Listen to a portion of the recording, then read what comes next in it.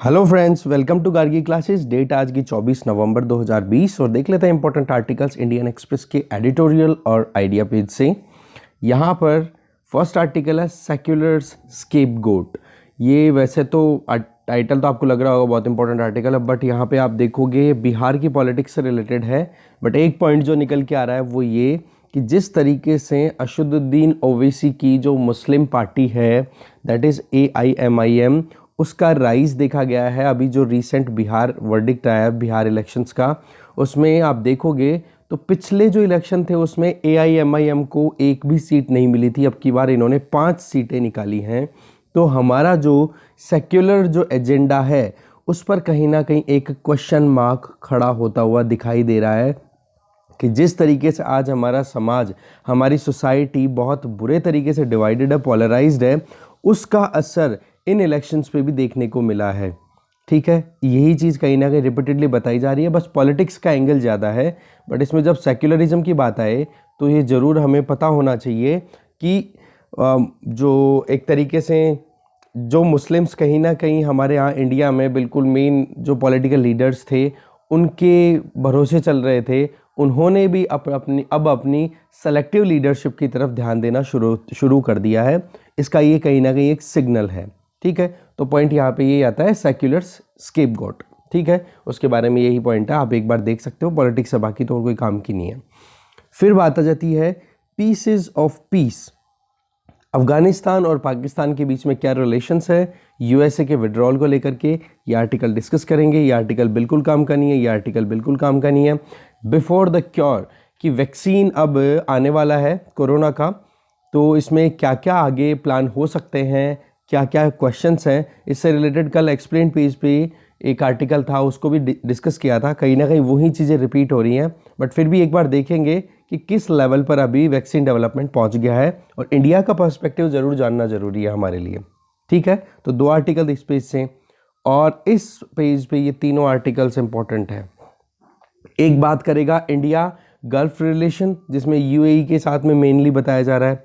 दूसरा कि जो सुप्रीम कोर्ट के लिए अभी या जुडिशल बार्बरिज्म के बारे में एक आर्टिकल आया था, उसको यहाँ पर काउंटर किया जा रहा है। कुछ सपोर्टिव वर्ड्स हैं तो आपके डेफिनेटली हेल्प करेंगे किस तरीके से हमारी जुडिशरी कितना इफेक्टिवली काम करती है। जो एक आर्टिकल आया था पहले जिसमें क्रिटिसाइज़ किया गया था डेमोक्रेटिक बार्बरिज्म, जुडिशल बार्बरिज्म, उसी को काउंटर कर रहे हैं यहाँ पर राइटर। तो देखेंगे आर्टिकल, और ये आर्टिकल है क्लाइमेट चेंज एक पॉलिटिकल एजेंडा किस तरीके से बना US प्रेसिडेंशियल इलेक्शंस में, और उनका असर या उनसे हम क्या सीख सकते हैं Indian politics point of view से अगर देखें तो। ठीक है, तो इस तरीके से 5 आर्टिकल्स हैं। कोशिश करूंगा कि एक ही वीडियो में सब कुछ कवर हो जाए, बट अनफॉर्चुनेटली अगर ये बंद हो जाता है वीडियो तो आपको पता है ही सेकंड पार्ट आपको मिल जाएगा। ठीक है, तो चलिए स्टार्ट करते हैं डिस्कशन। फर्स्ट आर्टिकल है पीसेस ऑफ पीस। देखो, ये बहुत ही इंपॉर्टेंट एक इवेंट है जिसमें कि पाकिस्तान के प्राइम मिनिस्टर इमरान खान अपनी पहली विजिट पे गए हैं अफ़गानिस्तान में, जबकि उनको प्राइम मिनिस्टरशिप गेन करें लगभग 2 साल बीत चुके हैं। तो आप देख सकते हो कि किस तरीके से इंट्रा अफ़गान टॉक्स, जिसमें एक तरफ तो है तालिबान, दूसरी तरफ है वहाँ की रिपब्लिकन गवर्नमेंट, उनके बीच में जो बातचीत हो रही है, और दूसरा वाइट हाउस में जो ट्रांजिशन देखा गया है जिसमें अभी जो बाइडन आ गए हैं, मतलब डेमोक्रेट्स का रूल आ गया है वहाँ पर, और रिपब्लिकन्स का विड्रॉल हो चुका है। तो इन सारे डेवलपमेंट्स को देखें तब जाकर के पाकिस्तान के प्राइम मिनिस्टर इमरान खान का अफ़गानिस्तान में विज़िट करना अपने आप में एक सिग्नल देता है कि कैसे भी करके वो अमेरिका में जो बाइडन एडमिनिस्ट्रेशन है उसको ये शो करना चाहते हैं कि हम कितने सिंसियर हैं, और हम कितना ईगरली चाह रहे हैं कि कैसे भी करके अफ़गानिस्तान में पीस स्टैब्लिश हो। तो आप देखोगे एक तरीके से गवर्नमेंट इन काबुल की, अफ़गानिस्तान की जो रिपब्लिक गवर्नमेंट है वो, और इस्लामाबाद दोनों एक दूसरे के बहुत अच्छे दोस्त हैं, और दोनों कोशिश कर रहे हैं कि कैसे भी करके इस पूरी समस्या का निदान निकाला जा सके। दूसरी तरफ तालिबान जो है वो कहीं ना कहीं ये चलता रहता है कि इस्लामाबाद की बेसिस पे ही उन्हीं के हिसाब से काम करता रहता है। अब इस्लामाबाद भी दोनों तरफ से अपनी कमांड करने की कोशिश कर रहा है और यूएसए को अपनी तरफ में एक तरीके से टिल्ट लाने की कोशिश कर रहा है कि भाई तालिबान पे भी हमारी पकड़ है और वहाँ की रिपब्लिक गवर्नमेंट से भी हमारे रिलेशन है। अब आपको पता होगा कि इंट्रा अफगान टॉक्स जो चल रही थी दोहा में, जिनमें एक तरफ तालिबान तो दूसरी तरफ अफगान गवर्नमेंट जो रिपब्लिक गवर्नमेंट है उसके मतलब रिप्रेजेंटेटिव्स के बीच में बात हो रही थी। वो कहीं ना कहीं बीच में आते आते आप देखोगे पिछले मतलब कई हफ्तों तक लगातार चलती रही और आप देखोगे इस एजेंडा पे दोनों के दोनों आगे बढ़ते हुए भी दिखाई दिए। बट वो कुछ इश्यूज थे जिनमें तालिबान ने सीज़ फायर को मतलब माना पर फिर भी नहीं माने। उधर वो बोल रहे थे कि एक दूसरे के जो प्रिजनर्स हैं, जैसे तालिबान के जो लड़ाके हैं उनको मतलब जेल में रख रखा था रिपब्लिक गवर्नमेंट ने, तो तालिबान ने ये डिमांड किया कि हमारे लड़ाकों को छोड़ो, और तालिबान गवर्नमेंट ने बोला कि हमारे जो आपके पास में आर्मी पर्सनल्स हैं उनको रिलीज़ करो। तो वहाँ पर वो कुछ था एजेंडा, बट वही चीज़ है कि कहीं ना कहीं एक शुरुआत तो हुई तालिबान और रिपब्लिक गवर्नमेंट के बीच में बातचीत की। तो आप देखोगे जैसे ही व्हाइट हाउस में अभी ट्रांजिशन देखा जा रहा है, इंटरनेशनली बहुत इंपॉर्टेंट इलेक्शंस होते हैं जहां एक तरफ जो बाइडन जीत करके आए हैं तो दूसरी तरफ यूएस प्रेसिडेंट डोनाल्ड ट्रंप है, उन्होंने व्हाइट हाउस से अब अपने आप को विड्रॉ कर लिया है। कोशिश तो बहुत की कैसे भी करके स्टे करने की, बट वही है, जनता का जब आ जाए वर्डिक्ट तो फिर बाद में कोई नहीं टिक सकता डेमोक्रेसी में। तो आप देख सकते हो कि तालिबान के साथ में जितना कुछ भी एग्रीमेंट फाइनलाइज करना था अफगान गवर्नमेंट को, वो आप देखोगे तो उसमें यूएसए और तालिबान के बीच में एग्रीमेंट तो पहले हो गया कि चलो ठीक है कि तालिबान एक एश्योरेंस दे दे कि अफगानिस्तान की जो लैंड है वो यूएसए के इंटरेस्ट के अगेंस्ट में यूज़ नहीं होगा, और इस एग्रीमेंट के बेसिस पे यूएसए ने कह दिया कि ठीक है हम हमारी फोर्सेस को यहाँ से विड्रॉ कर लेंगे। बट यूएसए और तालिबान के बीच में जो कॉन्वर्सेशन थी ना, जो भी एग्रीमेंट हुए हैं, उनमें अफगान गवर्नमेंट का कोई रोल नहीं था। तो ये अपने आप में थोड़ा सा एक डिस्टर्बिंग फैक्ट निकल के आ रहा था उस टाइम पे जब ये कॉन्वर्सेशन शुरू हुई थी जनवरी के टाइम पे 2020 में। रही सही में थोड़ा सा कॉन्वर्सेशन में तब जाके प्रॉब्लम आई यूएसए और तालिबान के बीच में, जब तालिबान ने सीज़ फायर की बात कर दी, एग्रीमेंट भी हो गया उनके बीच में, फिर पता पड़ा कि वो सिविलियन और नॉन सिविलियन टारगेट्स पे अटैक करते जा रहे हैं। तो इमरान खान और जो अफ़गानिस्तान के प्रेसिडेंट अशरफ गनी, उन्होंने एक डिटर्मिनेशन डिक्लेयर की है कि कैसे भी करके एक फेद का जो पॉइंट है उस पर कहीं ना कहीं ज़्यादा काम किया जाएगा, जो मिसट्रस्ट है दोनों कंट्रीज़ के बीच में उसको ख़त्म किया जाएगा। दोनों साइड जानती हैं कि पाकिस्तान और अफ़गानिस्तान की रिलेशनशिप जो है वो बहुत ही ज़्यादा इम्पॉर्टेंट है अगर अफ़गानिस्तान में शांति लाने की बात की जाए तो। दूसरा, अगर अफ़गानिस्तान अशांत रहता है तो पाकिस्तान पर भी उसका असर डेफिनेटली देखा जाएगा। तो एक तरफ आप देखोगे पीस लविंग अफ़गान्स हैं, वो तालिबान पर ट्रस्ट नहीं करते हैं, जबकि यहाँ पर कॉन्वर्सेशन दोहा वाले जो आप देख रहे हो, दोहा में जो मीटिंग हुई है तालिबान और अफ़गान रिपब्लिकन के बीच में, तो तालिबान वहाँ पर अपनी बातों को ज़्यादा मनाता हुआ दिखाई दे रहा है, मतलब ज़्यादा डोमिनेटिंग फैक्टर वहाँ पर वो पुट कर पा रहा है। तो इस केस में आप देखोगे जो शांति चाहते हैं, क्योंकि तालिबान बिल्कुल रेडिकल लॉज पे बेस्ड काम करेगा, क्योंकि 1996 से लेके 2001 तक, जब तक यूएसए पे जो 9/11 अटैक नहीं हुआ था तब तक तालिबान का रूल ही चल रहा था, और ये रेडिकल शरीयत लॉज पे वहाँ पे चल रहे थे कि हर एक तरीके से बिल्कुल एक उदाहरण टिपिकल इस्लामिज़म का सिस्टम, उसके हिसाब से वहाँ पर सिस्टम चल रहा था। मतलब वहाँ पर लिबर्टी इतनी ज़्यादा नहीं थी, फ्रीडम नहीं थी, जो कि पिछले आप कह सकते हो लगभग 20 सालों में वहाँ के सिटीजन्स ने एंजॉय किया है। तो उस चीज़ के लिए कहीं ना कहीं ये जो पीस लविंग अफ़गान्स हैं वो तालिबान को एक्सेप्ट नहीं करेंगे, इसमें थोड़ा सा मुश्किल है। दूसरा, आप देखोगे रावलपिंडी में जो लोग बैठे हैं, जनरल्स बैठे हैं, वो कहीं ना कहीं इन्फ्लुएंस रखते हैं तालिबान की लीडरशिप पे, और वो पेट्रोनेज प्रोवाइड करते हैं, सेफ हेवन्स प्रोवाइड करते हैं, जैसे कि एग्जांपल यहाँ पे दे रहे हैं हक्कानी नेटवर्क, जो कि कहीं ना कहीं अफ़गानिस्तान में बहुत मुश्किलों का कारण बनता रहता है। हर बार कुछ ना कुछ टेररिस्ट एक्टिविटी जो भी होती रहती है वहाँ पर, उसमें कहीं ना कहीं हक्कानी नेटवर्क का इन्वॉल्वमेंट देखा ही जाता है। इसके अलावा पाकिस्तान को सब जानते हैं, और स्पेसिफिकली अगर बात की जाए अफ़गानिस्तान के जो लोग हैं वो तो बहुत ही अच्छे से जानते हैं कि ये तो कैसे भी करके तालिबान को ही सपोर्ट करेंगे। और रही सही में पाकिस्तान और ये साथ में आकर के अगर काम करते हैं तो इनका टारगेट ये रहता है कैसे भी करके पश्तून जो कम्युनिटी है उसमें एक सॉलिडारिटी लाई जाए। पश्तून कुछ हैं जो अफगानिस्तान की तरफ है तो कुछ पाकिस्तान की तरफ है, तो डुरंट लाइन के अक्रॉस कैसे भी करके एक पीस लाई जाए, एक रिकॉन्सिलेबल पाकिस्तान अफगानिस्तान व्यू डेवलप किया जाए।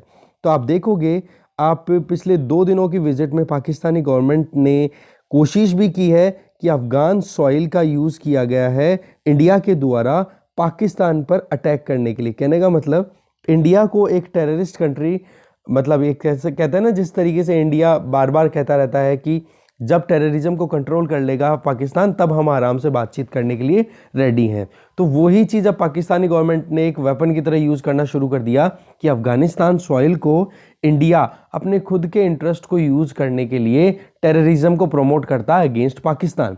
तो उस चीज़ को अशरफ गनी गवर्नमेंट ने रिजेक्ट कर दिया, जो कि एक्सपेक्टेड था, क्योंकि इंडिया के रिलेशन अफगानिस्तान के साथ में ज़्यादा अच्छे हैं एज़ कम्पेयर टू पाकिस्तान। ये तो हमें इससे ही क्लियर होता है ना कि 2 साल हो गए प्राइम मिनिस्टर बने इमरान खान को और वो अब जा कर के अफगानिस्तान की विजिट पे गए हैं, जबकि बिल्कुल क्लोजर है वो। ठीक है, तो इस तरीके से ये आर्टिकल यहीं ख़त्म होता है। नेक्स्ट आर्टिकल देखते हैं। अच्छा, यहाँ पे एक चीज़ बता देता हूँ मैं आपको। कल एक कमेंट आया था कि सर आप टाइमलाइन थोड़ा सा नोट कर दिया करो। देखो यार, थोड़ी सी ये माथापच्ची का काम है, आप लोग पढ़ने की कोशिश करो, ठीक है। और अगर आपको जैसे नेविगेट करना है कहीं पर भी, तो एक तो शुरुआत के 2 मिनट का अगर वीडियो आप देख लेते हो तो उसमें क्या आपको आइडिया लग जाएगा कि मैं पहले कौन सा आर्टिकल डिस्कस करूँगा, कौन सा बाद में डिस्कस करूँगा। सीक्वेंस क्या रहती है, सिंपल सी है, यहाँ से यूँ शुरू करते हैं फिर यहाँ तक यूँ जाते हैं, ठीक है। शुरुआत में ये डायरेक्शन रहती है, तो आपको आइडिया लग जाएगा।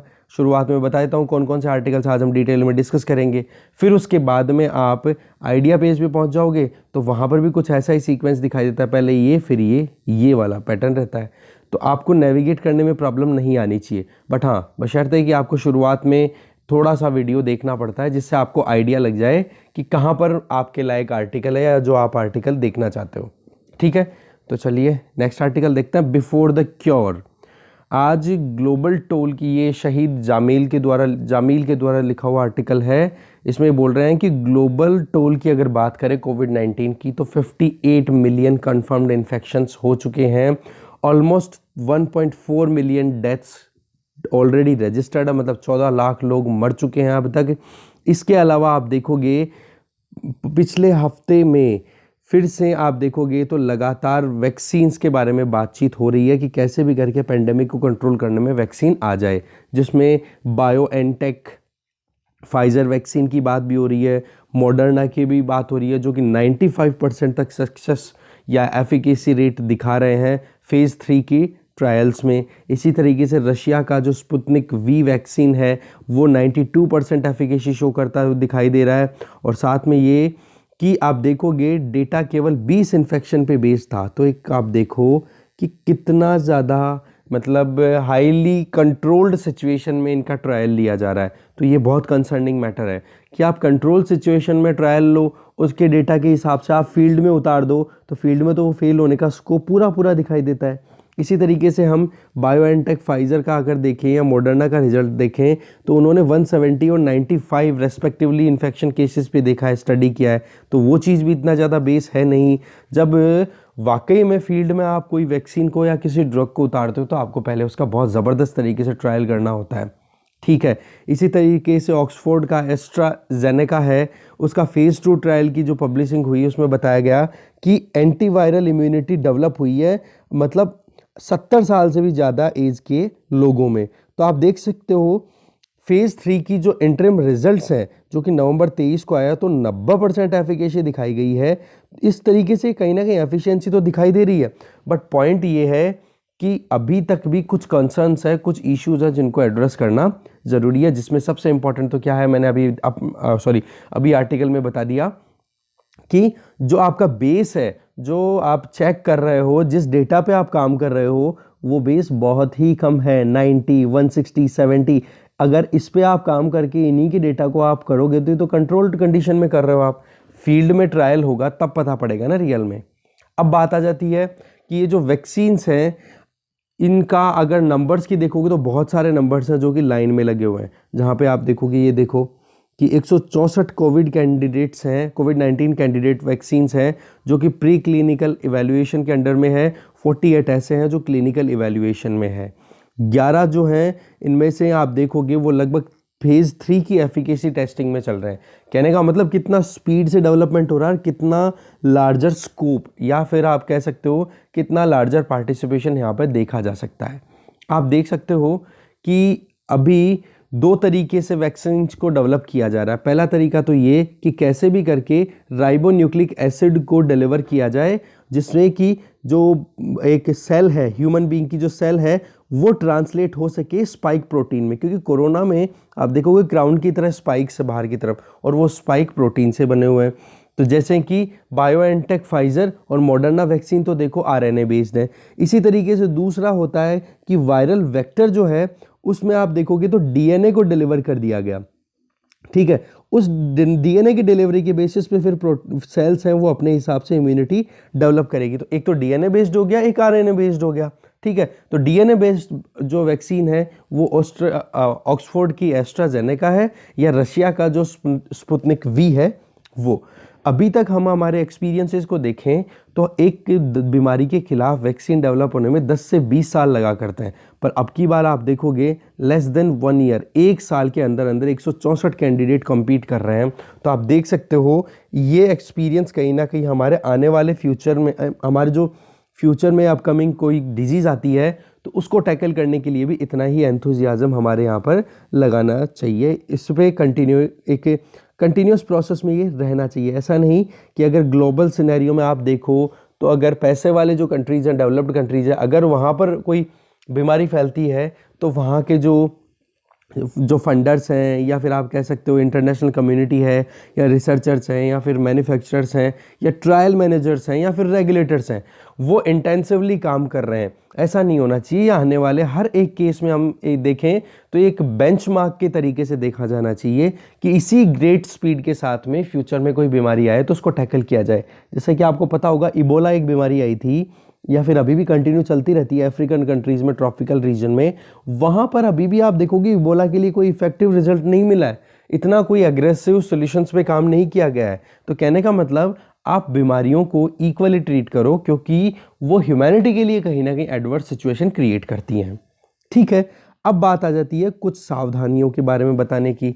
देखो, एफिकेसी या सेफ्टी की बात है तो ये बहुत ही ज़्यादा इंपॉर्टेंट होती है क्योंकि आप डाइवर्स वॉलंटियर पॉपुलेशन पे आप अप्लाई करते हो, बट वो भी कहीं ना कहीं शॉर्ट टर्म एनालिसिस बेस्ड ही तो है कि आपने कल इंजेक्शन दिया है, 14-15 दिन के बाद में आपने एनालाइज कर दिया कि वाकई में हाँ सही है, रिजल्ट काम मतलब अच्छे रिजल्ट आ रहे हैं, एनकरेजिंग रिजल्ट्स आ रहे हैं। बट इन रियलिटी अगर देखा जाए तो आज अगर वैक्सीन लगता है उसका 2 महीने 4 महीने बाद में क्या रिजल्ट, क्या फिर साइड इफ़ेक्ट होगा या फिर जो इम्यूनिटी उस वैक्सीन के बेसिस पर डेवलप हुई है बॉडी में, क्या वो लंबे समय तक मतलब है भी या नहीं।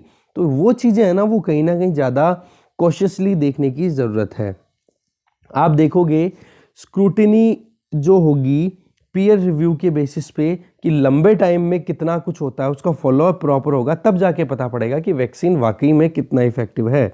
बहुत सारे ऐसे रीजन्स हैं जहां पर आप देख सकते हो जो एफिकेसी है वो ड्रॉप होती हुई दिखाई दे सकती है। दूसरा हम देखें वैक्सीन जो है अभी तो कंट्रोल कंडीशन में तो ट्रायल लिए जा रहे हैं ना, आप फील्ड में जब उतारोगे तब अलग ही सिचुएशन मिल सकती है। इसके अलावा एक इम्पॉर्टेंट रीज़न यहाँ पे बता रहे हैं कि किस तरीके से ये वैक्सीन्स को आप देखोगे तो ज़्यादा चैलेंजेस का सामना करना पड़ेगा। नंबर 1, कोल्ड चेन को मेंटेन करना। अब यहाँ पर बायोएनटेक जो फाइजर वैक्सीन है वो अल्ट्रा लो टेम्परेचर पे आपको रखना पड़ता है, जो हमने कल एक्सप्लेन पेज पे भी देखा था कि 70 to 80 डिग्री माइनस में इतनी ठंड में इनको रखना पड़ता है। तो ये देखोगे तो एक सिग्निफिकेंट ट्रांसपोर्ट डिलीवरी चैलेंज है अपने आप में, क्योंकि अगर यूएसए में मान लो फॉर एग्जांपल प्रोडक्शन होता है इस वैक्सीन का और अगर कोई अफ्रीकन कंट्री को वो डिलीवर करना चाह रहे हैं तो कितना ज़्यादा एनर्जी की रिक्वायरमेंट होगी, तब जाकर के -70-80 डिग्री सेल्सियस टेम्परेचर मेंटेन किया जा सकता है। ऐसे ही मॉडर्ना ने भी वैक्सीन डेवलप किया है, पर मॉडर्ना वाला 2 से 8 डिग्री सेल्सियस पर रह सकता है एक रेफ्रिजरेटर में, बट वो 30 दिन तक ही सेफ रह सकता है। तो यहाँ पर ये प्रॉब्लम है कि अगर लॉन्ग डिस्टेंस तक अगर आप शिपिंग करते हो तो वहाँ पर उसकी प्रॉब्लम आ जाएगी। तो कहने का मतलब ये है स्टोरेज कैपेसिटी अगर टेम्परेचर में आप देखो, टेम्परेचर बेसिस पे देखो, तो उसको थोड़ा सा और अभी काम करने की ज़रूरत है, क्योंकि इतना कम टेम्परेचर मेंटेन करना बहुत मुश्किल है। रही सही में एक वैक्सीन की लॉन्गेविटी इंश्योर करना बहुत ज़रूरी है, क्योंकि अगर लॉन्ग लाइफ नहीं होगी वैक्सीन की तो उसका, जैसे 30 दिन में अगर कोई वैक्सीन ख़राब हो जाता है तो इंडिया में तो भाई बहुत ज़्यादा पॉपुलेशन है, कैसे कंट्रोल हो पाएगा। तो स्टोरेज की प्रॉब्लम भी है। ये 2-3 कंसर्न्स है, नोट डाउन करते जाना आप। इसी तरीके से आप देखोगे क्वेश्चन है कि किस तरीके से एक्सेस होगा, क्या इक्विटी पे बेसिस पे काम किया जाएगा, क्योंकि आप देखोगे कितना महंगा वैक्सीन है। इंडिया में अगर देखें तो ऑक्सफोर्ड एस्ट्राजेनेका का अगर वैक्सीन आता भी है तो उसका आप देखोगे तो लगभग 225 रुपये का एक डोज पड़ेगा। तो आप देख सकते हो टोटल कितनी ज़्यादा कॉस्टिंग पड़ेगी। इसके अलावा पॉपुलेशन डेंसिटी इंडिया जैसे कंट्रीज़ की बहुत ज़्यादा है, तो उन कंट्रीज़ में आप देखोगे तो यूएसए, यूके, इन कंट्रीज़ ने ऑलरेडी कहते हैं ना एडवांस बुकिंग कर रखी है। तो यार ये तो एक तरीके से वो हो गया ना, इम्पार्शियलिटी अपने आप ही आने लग गई, मतलब पार्शियलिटी अपने आप ही आने लग गई कि जिनके पास पैसा है उन्होंने पहले से ही बुकिंग कर दी। चाहे यूके की पॉपुलेशन आप देखोगे, टोटल पॉपुलेशन लगभग 22.5 मिलियन पॉपुलेशन है। उस ऑस्ट्रेलिया की उन्होंने 33.8 मिलियन डोसेस तो ऑलरेडी प्री बुकिंग कर दी। और इसी तरीके से यूके में देखो 325 मिलियन वैक्सीन डोसेस किए हैं, जबकि आप देखोगे वहाँ की पॉपुलेशन कितनी है, 66.8 मिलियन पॉपुलेशन है। तो कहने का मतलब जितनी पॉपुलेशन है उससे ज़्यादा तो उन्होंने बुकिंग कर दी। तो इंडिया जैसे कंट्रीज़ को तो बहुत मुश्किलों का सामना करना पड़ सकता है। बट हमारे यहाँ पर भी बहुत से ऐसे वैक्सीन कैंडिडेट्स हैं जो इंडिया में इंडिजीनस टेक्नोलॉजी बेस्ड काम हो रहा है, जैसे कि कोवैक्सीन की यहाँ पे बात की जा रही है, जिसमें ICMR और हैदराबाद बेस्ड भारत बायोटेक एक तो ये काम कर रहे हैं। एक DNA वैक्सीन काम चल रहा है अहमदाबाद बेस्ड जाइडस कैडिला, और उसके साथ में आप देखोगे जाइडस कैडिला का काम हो रहा है। तो और तीसरा अपने पास में कैंडिडेट क्या है इंडिया का, ऑक्सफोर्ड एस्ट्राजेनेका का। तो इस तरीके से ऐसी बात नहीं है कि इंडिया के पास में कोई स्कोप नहीं है, बट फिर भी आप देखोगे तो अफोर्डेबिलिटी अपने आप में बहुत इंपॉर्टेंट इशू बन के राइज होती हुई दिखाई देगी। रही सही में अगर रशियन जो स्पुतनिक V है उसकी भी आप देखोगे तो क्लिनिकल ट्रायल्स इंडिया में अलाउ कर दी गई है, वो भी अभी चल रही हैं, और वो डॉक्टर रेड्डीज लैब है उनके साथ में मिलके काम करेंगी। तो जॉनसन एंड जॉनसन ने भी अपना एक कैंडिडेट उतार रखा है जो कि हैदराबाद बेस्ड बायोलॉजिकल मैन्युफैक्चरिंग जो कंपनी है, फार्मास्यूटिकल कंपनी है, उसके साथ मिलके काम करेगी। हमारे यूनियन मिनिस्टर जो है हेल्थ एंड फैमिली वेलफेयर के लिए, उन्होंने ये कहा है कि इंडिया में 250 मिलियन लोगों को 2021 में 250 मिलियन लोगों को वैक्सीनेट किया जाएगा, और उसके लिए लगभग 500 मिलियन डोसेस की रिक्वायरमेंट होगी। और प्रायोरिटाइजेशन जो होगा ना वो बेस्ड होगा 3 एम्स पे, और ये तीनों के तीनों एम आप नोट डाउन कर लो। First, protect the frontline worker जैसे डॉक्टर्स हो गए, नर्सेज हो गई, इनको रिड्यूस मोर्टेलिटी, कि कैसे भी करके पेंडेमिक की वजह से जो डेथ हो रही है उसको कंट्रोल किया जाए on the basis of herd immunity, है ना।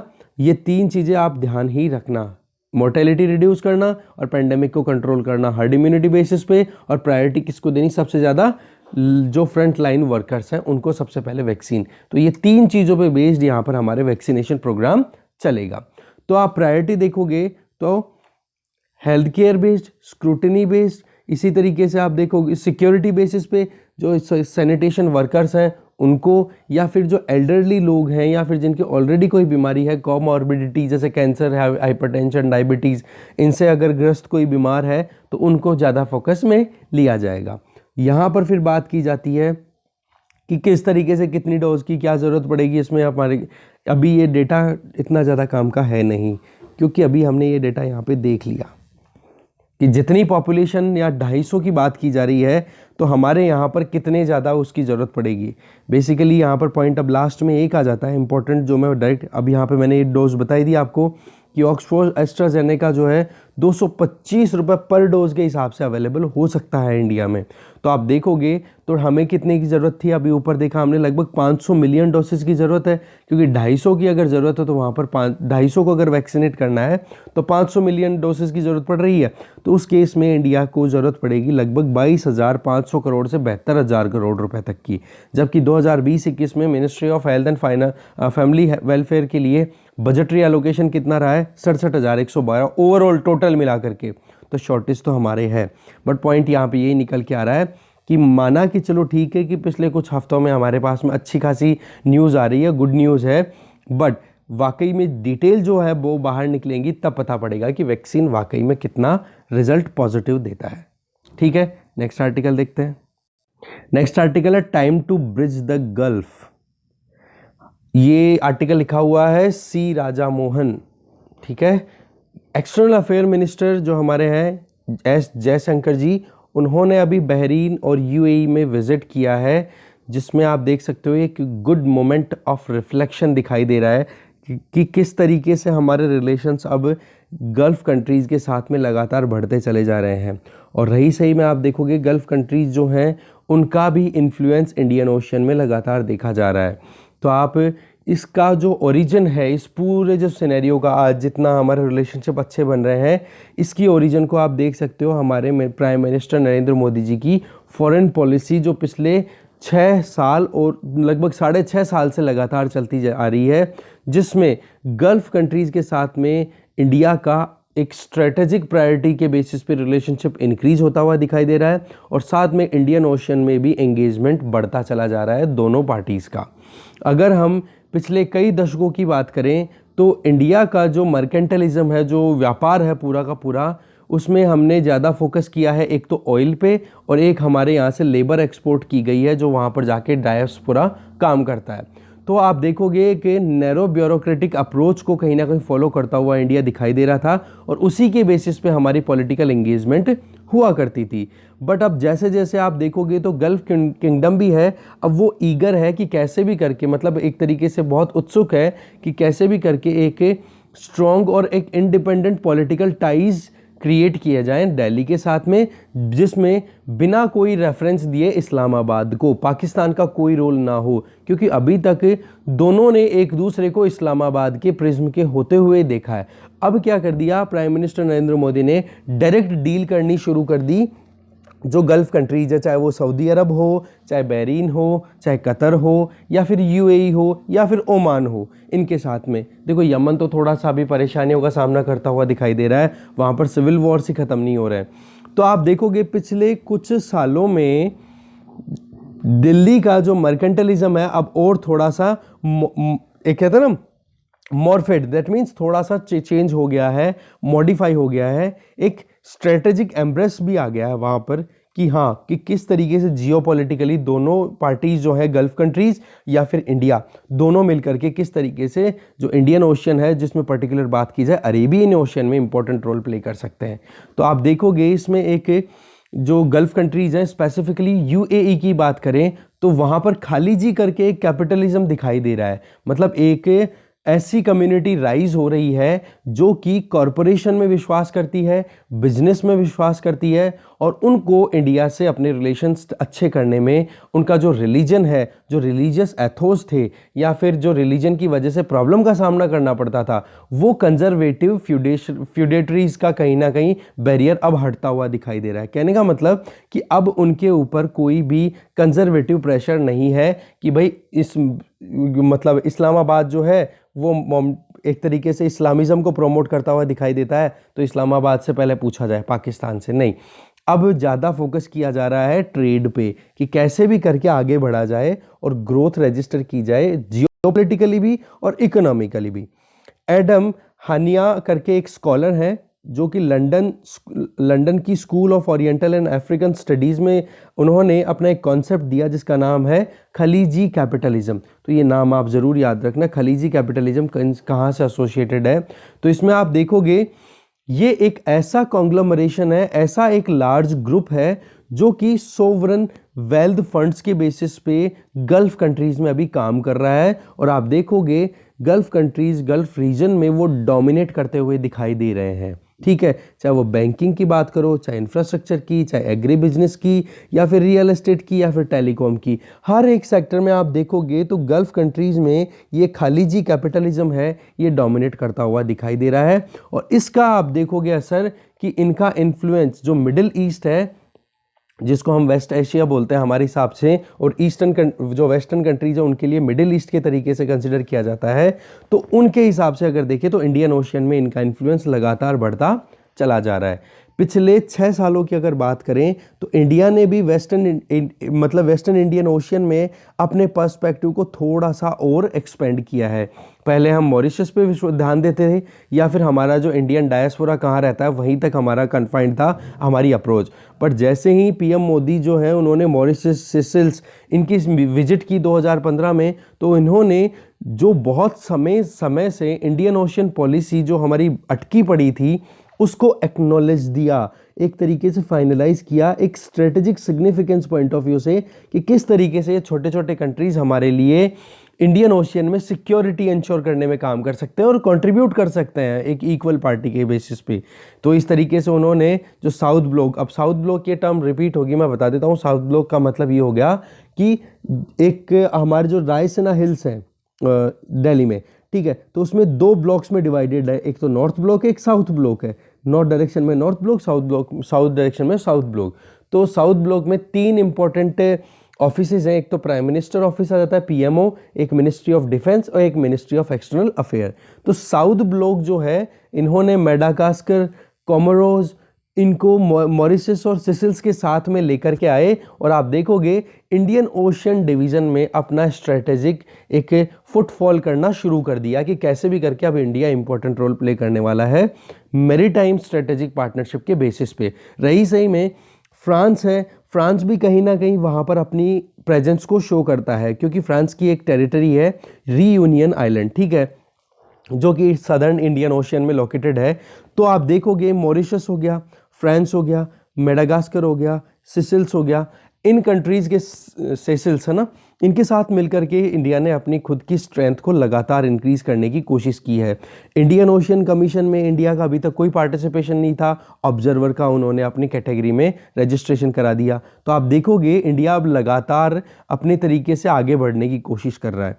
इसी तरीके से आप देखोगे इंडिया ने एक ऑब्जर्वर की तरह अपने आप को एक और रजिस्टर करवाया है, जिबूती कोड ऑफ कंडक्ट, जहां पर आप देखोगे एक ये रीजनल फ्रेमवर्क है जिसमें कि जो ओशन पायरेसी होती है, जो लुटेरे आते हैं, जो सोमालिया के जो लुटेरे हैं या फिर गरीब देशों से जो है यमन की तरफ से, ठीक है, बाबल मंदेब वाले रीजन से, आप देखोगे रेड सी को कनेक्ट करती है बाबल मंदेब और अरेबियन सी से, तो उस रीजन में क्या पायरेसी बहुत देखी जाती है। तो हमारा वहाँ से यूरोपियन कंट्रीज से ट्रेड भी देखो, या गल्फ़ कंट्रीज से भी हमारा जो ट्रेड होता है, ऑयल का हम इंपोर्ट करते हैं, कुछ चीज़ एक्सपोर्ट भी करते हैं हम यहाँ से, तो उसमें कहीं ना कहीं एक कोड साइन हुआ है ऑलरेडी, जिसके बेसिस पे सभी कंट्रीज जो सिग्नेटरी पार्टीज़ हैं या पार्टिसिपेटिंग पार्टीज़ हैं वो पार्टिसिपेट करती हैं, और कैसे भी करके उस पायरेसी को कंट्रोल करने के लिए, रोकने के लिए, उसको बोला गया है जिबूती कोड ऑफ कंडक्ट। ये रीजनल फ्रेमवर्क है, इसमें आप देखोगे गल्फ कंट्रीज़ का पार्टिसिपेशन है। हॉर्न ऑफ अफ्रीका में आप मुझे कमेंट बॉक्स में बताओ, ये मैंने एक्सप्लेन पेज में अच्छे से बताया है कि कौन कौन से कंट्रीज इसमें आते हैं, तो आप कमेंट बॉक्स में प्लीज़ बताओ कि हॉर्न ऑफ अफ्रीका में कौन कौन से कंट्रीज़ हैं, ठीक है। इसके अलावा ईस्ट अफ्रीकन कंट्रीज़, इनका एक अपने आप में ये पूरा ग्रुप है। तो अब राइटर जो है ये बताना चाह रहे हैं कि जयशंकर की जो ये विजिट है ना, इसमें 5 इंपॉर्टेंट टास्क यहाँ पर हम हाईलाइट कर सकते हैं जिन पे अब हमें काम करने की ज़रूरत है। नंबर 1 कि हमें एक इमीडिएट ज़रूरत है कि इंडिया के इंटरेस्ट को प्रोटेक्ट किया जाए पोस्ट पैंडेमिक टर्बुलेंस, क्योंकि जैसे ही कोविड-19 खत्म होगा तो उसके बाद में बहुत सारे रीजन्स में आप देखोगे इकोनॉमिकल इंस्टेबिलिटी का सामना करते हुए दिखाई दे रहे हैं, तो उसका असर कहीं ना कहीं इंडिया का जो डायस्पोरा गल्फ कंट्रीज़ में रहता है उनको कहीं ना कहीं प्रोटेक्ट करने की ज़रूरत है। आज यूएई अकेले में आप देखोगे लगभग 3 मिलियन इंडियंस वहाँ पर रहते हैं, जॉब करते हैं, ठीक है, तो और टोटल गल्फ कंट्रीज़ में आप देखोगे तो 8 मिलियन हमारे यहाँ के लोग वहाँ पर रहते हैं, तो उनके इंटरेस्ट को प्रोटेक्ट करने की ज़रूरत है, नंबर 1। नंबर 2 हमें ज़रूरत है कि एक नई और लंबे एक लॉन्ग टर्म पॉसिबिलिटीज़ पे ध्यान देने की ज़रूरत है इकोनॉमिक कॉपरेशन को अपलिफ्ट करने के लिए, ठीक है। हमें केवल ऑयल पे ध्यान नहीं, ऑयल से भी अब ज़्यादा और चीज़ों पर ध्यान देने की ज़रूरत है। हमें एक मैसिव इकोनॉमिक डाइवर्सिफिकेशन लाने की ज़रूरत है हमारी एंगेजमेंट्स में, चाहे वो रिन्यूएबल एनर्जी की बात करो या फिर हायर एजुकेशन की बात करो या फिर टेक्नोलॉजिकल इनोवेशन की बात करो, स्मार्ट सिटीज़ की बात करो या फिर स्पेस कॉमर्स की बात करो। तो कहने का मतलब हमें हमारी इकोनॉमिक एंगेजमेंट को डाइवर्सिफाई करने की ज़रूरत है गल्फ़ कंट्रीज़ के साथ में। फिर अगर इंडिया की अगर बात करें तो आज गल्फ कैपिटल्स के साथ में अगर देखा जाए तो इकोनॉमिक डेवलपमेंट के लिए बहुत स्कोप वहाँ पे दिखाई देता है, क्योंकि यूएई में जब हमारे प्राइम मिनिस्टर ट्रैवल पे गए थे 2015 में, तो अबू धाबी ने कमिट किया था खुद को कि हम इंडिया में $75 बिलियन का इन्वेस्टमेंट करेंगे। बट अभी तक भी 5 साल बीत चुके हैं, बट प्रॉपर फैसिलिटेशन ना करने की वजह से वो $75 बिलियन का इन्वेस्टमेंट हमारे यहाँ पे नहीं आया। इसका मतलब क्या है कि हमारे यहाँ पर कंड्यूसिव एनवायरनमेंट बनाने की ज़रूरत है, चाहे वो किसी भी बेसिस पे देखे। कहने का मतलब ईज़ ऑफ डूइंग बिजनेस को हमें और अच्छे से इंक्रीज़ करने की ज़रूरत है, जिससे कि इन्वेस्टमेंट और आए। ठीक है। तीसरा पॉइंट है कि गल्फ फाइनेंशियल पावर देखें तो वो लगातार देखो बढ़ती चली जा रही है। आज पॉलिटिकल इश्यूज में भी वो अपना इंपॉर्टेंट रोल प्ले करते हुए दिखाई दे रहे हैं, चाहे वो बॉर्डर रिलेटेड पॉलिटिकल इश्यूज हो या फिर मिडिल ईस्ट में अपनी खुद की इंपॉर्टेंट रोल प्ले करने की बात हो। अब रही सही में आपको पता ही है कि यूएई, बहरीन, इन्होंने तो अब धीरे धीरे अपनी खुद के रिलेशनशिप को और डाइवर्सिफाई कर दिया। इवन इजराइल के साथ में भी अपनी जो पुरानी जो दुश्मनी थी या फिर कड़वाहट थी रिलेशनशिप में, उसको ख़त्म करके आगे बढ़ रहे हैं। तो उसी चीज़ को आगे देखें तो इंडिया के लिए कहीं ना कहीं स्कोप ज़्यादा दिखाई दे रहा है। कहने का मतलब वही कंजर्वेटिव जो एक पॉलिसी थी उनकी, उससे वो कहीं ना कहीं दूर जाते हुए दिखाई दे रहे हैं। वो अब ओपन अप होना चाह रहे हैं और हो भी रहे हैं बहुत हद तक। फोर्थ जो पॉइंट है जिसको कंसिडर करने की ज़रूरत है कि हमें एक इक्वली सिग्निफिकेंट एक ग्रोइंग एबिलिटी पे ध्यान देने की ज़रूरत है, कि क्योंकि अब देखो गल्फ कंट्रीज़ अपनी इन्फ्लुएंस को हर एक कंट्री में दिखा रहे हैं, चाहे वो अफगानिस्तान हो, चाहे लेबनान हो, चाहे लीबिया हो, चाहे सोमालिया हो। कहने का मतलब खलीजी कैपिटलिज्म जब से राइज होना शुरू हुआ है, जब से कैपिटलिज्म या फिर एक कहते हैं ना इकोनॉमी पर्सपेक्टिव पे ध्यान देने की शुरुआत की है, या फिर अपने जो रेटोरिक जिन पे अटके रहते थे गल्फ कंट्रीज़, उनसे अगर वो निकल रहे हैं तो इंडिया के लिए अपने आप में एक बहुत अच्छी अपॉर्चुनिटी है। आज इकोनॉमिक और सिक्योरिटी असिस्टेंस एक दूसरे को दे सकते हैं इंडिया और गल्फ कंट्रीज़ एक दूसरे के पोर्ट्स भी डेवलप किए जा सकते हैं, इंफ्रास्ट्रक्चर डेवलपमेंट में भी एक दूसरे की हेल्प की जा सकती है। और मिलिट्री बेसिस की अगर बात भी की जाए तो वहाँ पर भी दोनों पार्टीज़ एक दूसरे को साथ दे सकती है। यूएई की अगर देखें तो इंडियन ओशन रिम एसोसिएशन का वो अभी चेयरमैन है। ठीक है, तो आप देख सकते हो इंडिया के साथ में काम करने के लिए वो अभी बहुत ही उत्सुक है। इंफ्रास्ट्रक्चर प्रोजेक्ट्स में भी बहुत ज़्यादा इन्वेस्टमेंट करने के लिए रेडी है। जैसा हमने देखा कि $75 बिलियन का तो कमिटमेंट यूएई ने 2015 में ही कर दिया था। तो दिल्ली को अब ज़रूरत है कि कैसे भी करके अपनी स्केल को इंक्रीज़ करे, इन डेप्थ इन्वेस्टमेंट करे, कनेक्टिविटी इंक्रीज़ करे, सिक्योरिटी ऑफ इंडियन ओशन को इंश्योर करने के लिए यूएई जैसे कंट्रीज़ के साथ में कोऑपरेशन और बढ़ाए। और यूएई कहीं ना कहीं एक नेचुरल चॉइस बनती भी दिखाई दे रही है जब से इस्लामाबाद का प्रिज्म हटा है। पांचवा जो है इम्पोर्टेंट कि एक आप देख सकते हो कि गल्फ कंट्रीज़ को अभी तक क्या है, इंडिया ने इनसफिशिएंट या एक कहते हैं ना सिग्निफिकेंट अटेंशन अभी तक दिया नहीं है, क्योंकि रिलीजन या सोशल लाइफ को ज़्यादा फोकस पे लिया गया है एज़ कम्पेयर टू इकोनॉमी। अब आप देखोगे तो वहाँ पर अब धीरे धीरे जो वहाँ की जो रेडिकल जो एक इस्लामिज़म की जो एक्टिविटीज़ थी उनको परफॉर्म किया जाता था, उनको अब कहीं ना कहीं वो छोड़ते चले जा रहे हैं। चाहे वुमेन का केस हो, चाहे रिलीजियस फ्रीडम की बात हो, या टॉलरेंस को प्रमोट करने की बात हो, हर में कहीं ना कहीं यूएई जैसे कंट्रीज़ अब कहीं ना कहीं ओपन अप होते चले जा रहे हैं। रही सही में वो अपनी एक नेशनल आइडेंटिटी को अब रिलीजन के बेसिस पे नहीं देखेंगे, वो और ज़्यादा ब्रॉडर पर्सपेक्टिव पे ध्यान लगा रहे हैं। यूएई ने अब लीगल बहुत सारे स्टांस बहुत ऐसे लिए हैं कि आप देखोगे कि कैसे भी करके फॉरेन वर्कर्स को वो अट्रैक्ट कर सके अपनी तरफ। रिफॉर्म लाए हैं, उन्होंने डीक्रिमिनलाइज कर दिया अल्कोहल यूज़ करने का, उन्होंने परमिशन दे दी कि बिना शादी किए हुए कपल एक साथ रह सकता है, मतलब लिव इन रिलेशनशिप में रहने को अलाउ कर दिया। इसी तरीके से जो ऑनर क्राइम के बेस्ड जो वुमेन को पनिशमेंट दिया जाता था उसको भी अब क्रिमिनलाइज कर दिया गया है कि कैसे भी करके ये नहीं कि समाज के खिलाफ औरतों ने कुछ किया है तो उनको सज़ा दे दो, नहीं, अब उनको एम्पावरमेंट मिल रहा है वहाँ पे। इसी तरीके से आप देखोगे तो लॉन्ग टर्म वीज़ाज भी कहीं ना कहीं अलॉट करने की बात कर रहा है यूएई। तो इससे आप देख सकते हो कितनी ओपन अप इकोनॉमी हो रही है, लिबरलिज्म का वहाँ पर कितना ज़्यादा प्रमोट होता हुआ दिखाई दे रहा है। तो खलीजी कैपिटलिज्म का ये जो सारा कॉन्सिक्वेंस है ना, ये अपने आप में जो भी रिजल्ट निकल के आ रहे हैं उनका आप देख सकते हो, वो डेफिनेटली एक कहते हैं ना कंसेंसस वाला एक सेगमेंट निकल के आता है इंडिया और यूएई के बीच में। पेंडेमिक की वजह से हमें पता है कि ग्लोबल करंट सिचुएशन है वो कहीं ना कहीं शिफ्ट होती हुई दिखाई दे रही है। गल्फ इकोनॉमीज़ है वो भी कहीं ना कहीं एक अर्जेंसी महसूस कर रही हैं कि खुद को री इन्वेंट करे। क्यों? केवल ऑयल पे बेस्ड नहीं रहा जा सकता, और चीज़ों पर भी ध्यान देने की ज़रूरत है। ऐसा नहीं केवल ऑयल बेचते बेचते ही वो खुद की ज़िंदगी बिताए, नहीं, अब उनको खुद को डाइवर्सिफाई करने की ज़रूरत उनको खुद को महसूस होने लग गई है। इसीलिए वो कहीं ना कहीं आप देख रहे हो ये जो खलीजी कैपिटलिज्म निकल के आ रहा है वो इसी का रिजल्ट है। ठीक है, दिल्ली और गल्फ दोनों कहीं ना कहीं आप देख सकते हो, आप इनको अभी तक तो कहीं ना कहीं एक ही चीज़ पे दिमाग लगा करके दिल्ली देखता था कि रिलीजियस आइडियोलॉजी पे बेस्ड ये काम करते हैं। नहीं, अब इससे थोड़ा दूर हटने की ज़रूरत है और जो रेटोरिक है उसको छोड़ने की ज़रूरत है, मॉडरेशन की तरफ बढ़ने की ज़रूरत है, अब रीजन में इंटेग्रिटी लाने की ज़रूरत है। तो इंडिया को ज़रूरत है कि वो अपनी खुद के टाइज़ को रिकैलिब्रेट करे गल्फ़ कंट्रीज़ के साथ में, और जो ऑयल पे बेस्ड स्ट्रॉन्ग इकोनॉमीज़ हैं उनको भी और एडिशनल अपनी तरफ से हेल्प प्रोवाइड करे और उनसे हेल्प ले। कहने का मतलब को एग्जिस्टेंस को इंश्योर करने की ज़रूरत है। ठीक है, नेक्स्ट आर्टिकल देखते हैं। हाँ, ये अब 2 आर्टिकल्स आपको मैं नेक्स्ट वीडियो में दूंगा, क्योंकि हो सकता है अब ये वीडियो बीच में अटके, उससे बढ़िया अपन एक खुद से सोच समझ के एक कहते हैं ना हॉल्ट करें इस वीडियो को। नेक्स्ट वीडियो आपको थोड़ी देर में मिल जाएगा, आप देख लो, प्लेलिस्ट में जाके देख सकते हो। और बाकी कोशिश करूँगा मैं नेक्स्ट वीडियो की लिंक आपको प्लेलिस्ट वो डिस्क्रिप्शन बॉक्स में ही अवेल करा दूँ। ठीक है, तो आइए नेक्स्ट वीडियो में डिस्कस करते हैं।